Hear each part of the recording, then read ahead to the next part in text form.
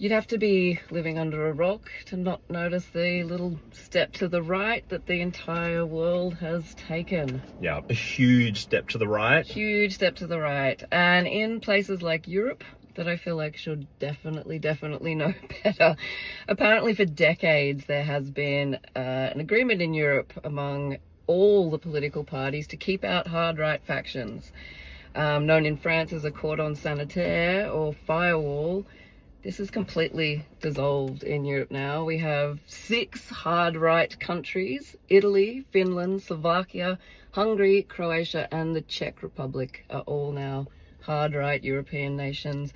And across Europe, the hard right are making gains. That is scary.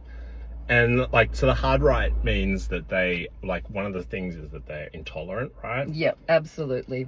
There was a paper put out by Harvard economists last year that said that people who grow up in slow economic times, or where there's a bigger gap in generational wealth, are more likely to believe in zero sum, which means that your benefit has to come at the cost of someone else's.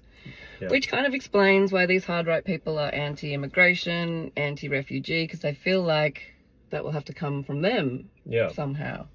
And when there's a huge separation between the rich and the poor, the rich tend to encourage this. Yes, because of course. The hard right blames down. So you point down at the poorer people. Well, you don't want them blaming the billionaires, do you? No, you don't. So if you're going to point the finger, the billionaires do not want you looking at them, which is why the right is encouraged by the wealthy people. Definitely. And last year was a very weird year for democracy. There were 12 Western developed nations who went to the polls. And in all of them, the incumbents lost voting share. First time in 120 years of democracy this has happened. Very scary, and very scary for our upcoming election. Yeah. It's also if you look at this parallels between climate impacts and the shift to the right, climate scientists and people like Naomi Klein have been predicting this for decades. They have. They say very long time. Climate impacts get worse, which puts strains on food supply and water for certain areas, and that pushes up the pricing globally and impacts our economy globally. Yeah. They predicted that there would be shifts to the right, which would then have impacts on our democracy. Because when the economy is not healthy, that tends to be what happens. People lash out at the prevailing parties. And a big shift to the hard right.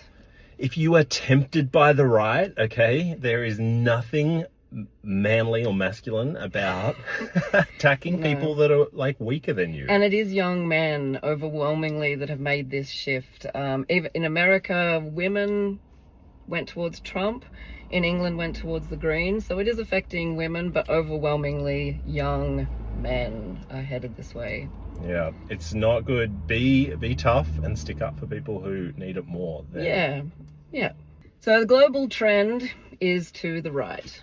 Don't be fooled by their lies. No. And Australia's never been trendy, let's be honest. Let's avoid that trend. It's not the poor people or the trans people's fault that we are... They are not ruining things. They are not making egg prices higher. They certainly aren't.